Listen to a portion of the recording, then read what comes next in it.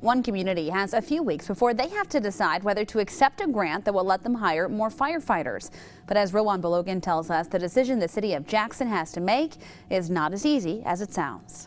Sarah Bentley moved into her Merriman home a few years ago because of how close it was to a fire station. Public safety was really important to us, that if something had happened to the home, somebody would be here fast. But since she's moved in, the station has closed up. I really hope we don't have a fire or one of our neighbors don't. Our homes are a little kind of close together. It's shut down because the city of Jackson couldn't afford to keep the firefighters. So the fire department now has one main station with just 16 firefighters. No one from the fire department would speak to me on camera, but off camera, the assistant chief told me there are 3 shifts of 5 firefighters at one time. And when they're all busy, they usually ask and call for mutual aid from the surrounding townships. Due to the lack of resources, the city applied for grants from the government, the second time for them to do so. We're trying to provide the same level of service with less money. In 2012, the city first accepted the grants, but after 2 years, once the funding was gone, those positions, programs, also disappear. This time around, instead of immediately accepting the $1.6 million